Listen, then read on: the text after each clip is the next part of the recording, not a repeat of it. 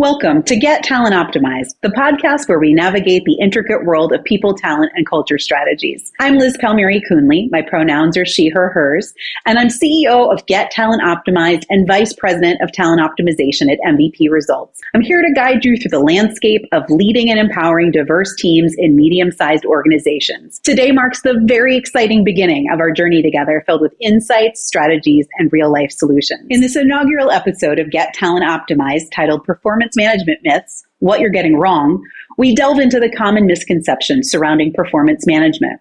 As leaders and visionaries, understanding and dismantling these myths is crucial in shaping a more effective and empathetic approach to leadership. Our goal today is not just to enlighten, but to empower. We'll uncover the truths behind these myths, equipping you with the knowledge and strategies to transform into better, more effective leaders. This episode is about setting the stage for growth and a more inclusive culture within your organization. Remember, this journey is one of collaboration and support. As we explore these myths and their realities, think of this podcast as a partner in your leadership journey, a resource to help you navigate the unique challenges you face in your role. I'll do my best to break down these myths in a clear, concise, and most importantly, actionable way. Whether you're a seasoned leader or just starting out, our discussions are tailored to be as insightful as they are practical. In respecting the diverse tapestry of my audience, we celebrate the different perspectives and experiences that you bring. Each episode, including today's, is crafted with this rich diversity in mind. While I approach these topics optimistically, I also stay grounded in reality. The road to effective performance management is not without its challenges,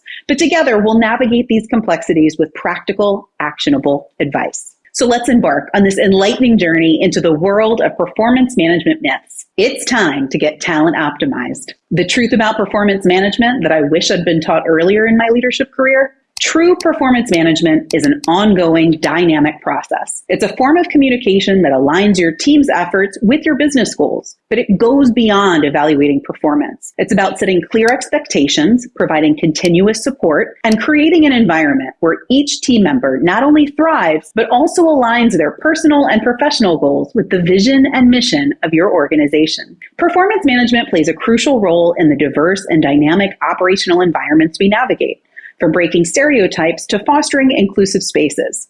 It's not just about meeting numbers and targets. It's about recognizing and leveraging each team member's diverse strengths and perspectives.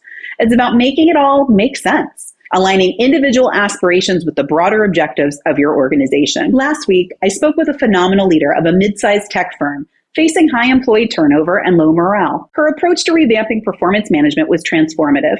She introduced regular informal check-ins, established mentorship programs, and created a culture where feedback was a two-way conversation.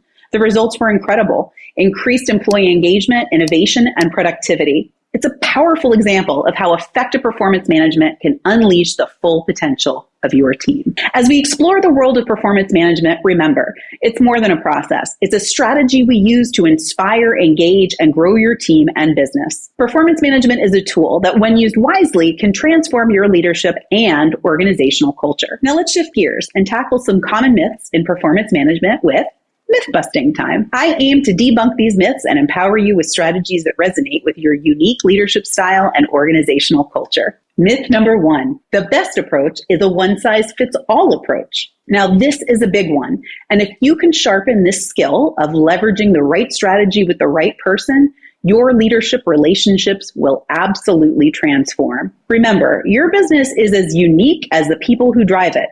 A tailored approach that respects and leverages your team's diverse backgrounds, experiences, and aspirations. That's what leads to more impactful outcomes. This involves setting personalized goals, offering varied feedback, and understanding what motivates each team member. Money isn't the motivator for everyone that you might think it is. Moving on to myth number 2. Performance management is just annual reviews. My golden rule for performance management is that it is an ongoing conversation.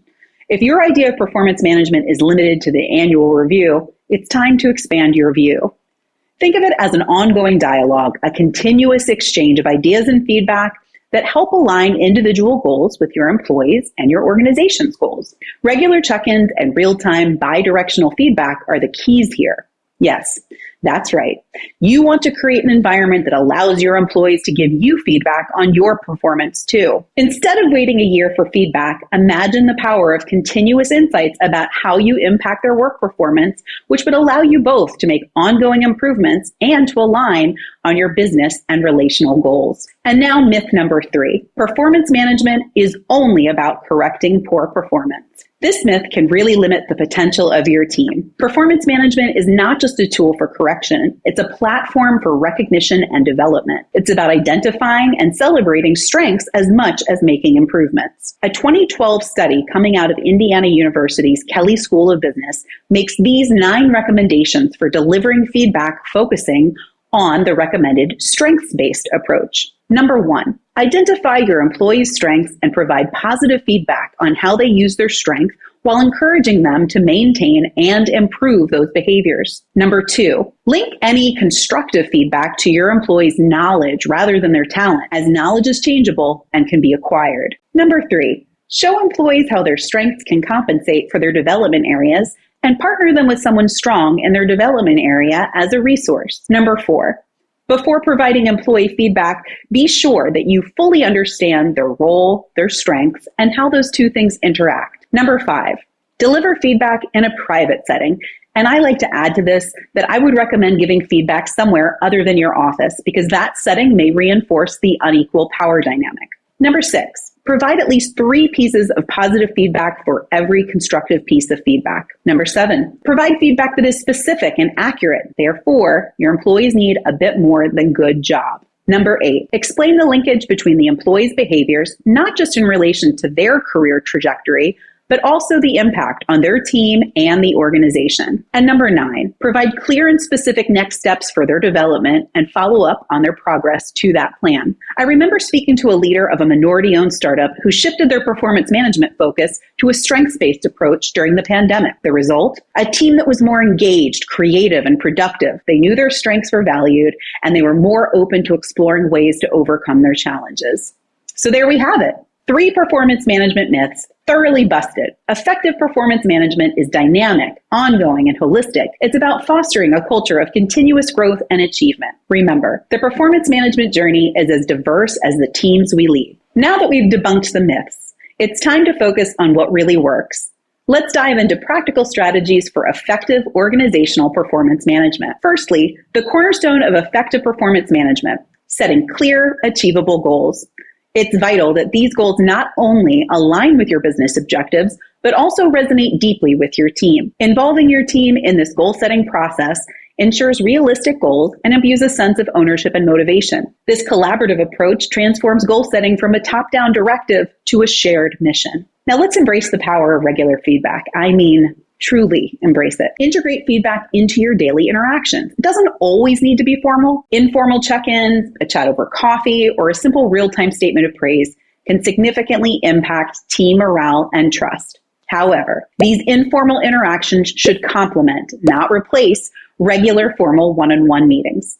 You want to aim to spend meaningful time with each team member, about 2 hours per month. The frequency of these meetings usually falls in the weekly or bi-weekly range. And please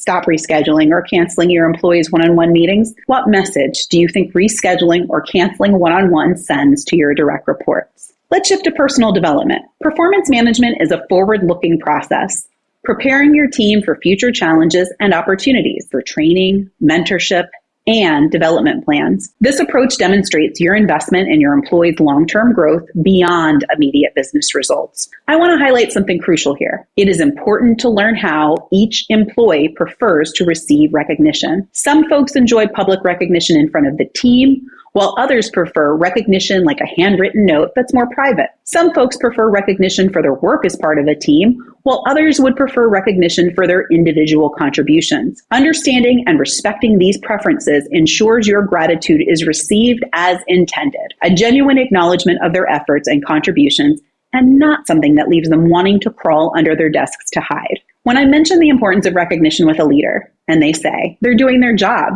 they get paid for that job, I have to be honest, I have to take a deep breath and pause. Please recognize and celebrate achievements, no matter how small, because it's the right and human thing to do. Finally, Don't underestimate the power of technology in performance management. Utilize tools and software to streamline goal setting, feedback, and recognition.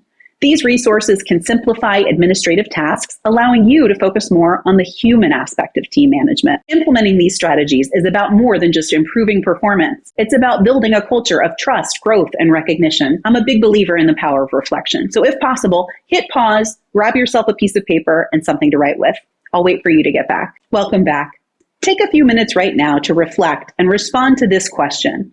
How can these strategies be integrated into your unique organizational culture? As I wrap up today's enlightening episode, let's revisit the key insights we've uncovered. We've debunked some common performance management myths, highlighting the importance of a dynamic, individualized approach, continuous feedback, and recognizing the diverse strengths of each team member. We've explored how effective performance management is more than just processes. It's about inspiring and engaging your team and aligns with the broader goals of your organization. We've also examined the importance of adapting and evolving your strategy in response to organizational changes and feedback. Now it's your turn to apply these insights within your organization. Embrace these strategies to nurture a culture of growth, innovation, and inclusivity. And if you're looking for more guidance, especially on conducting effective one-on-one meetings, I have just the resource for you. Head over to www.gettalentoptimized.com to grab your copy of The Ultimate Guide to Transformative One-on-One Meetings. This guide is usually priced at $9.99, but for our listeners, use the code PERFORM in all caps, PERFORM, at checkout to get it for just $5.99. It's a small investment for a transformative shift in how you lead and connect with your team. Thank you for joining me for this first episode of Get Talent Optimized. Your commitment to optimizing talent and developing effective, heart-centered, and human-first strategies makes you a visionary leader. Stay tuned for our next episode, Kickstarting Your Journey to Peak Performance Development, where we will continue to enhance your leadership and organizational success. Until then, remember to lead with empathy, inspire with action, and optimize every opportunity. Don't forget to subscribe to my podcast, share it with your colleagues and peers, and leave me a review. Your feedback helps me grow and tailor my content to your needs. Let's keep this conversation going. I'd love to hear about your reflections and how you implement these strategies in your business. I'm Liz Palmieri-Coonley, and this has been Get Talent Optimized. Keep talent optimizing, and see you next time.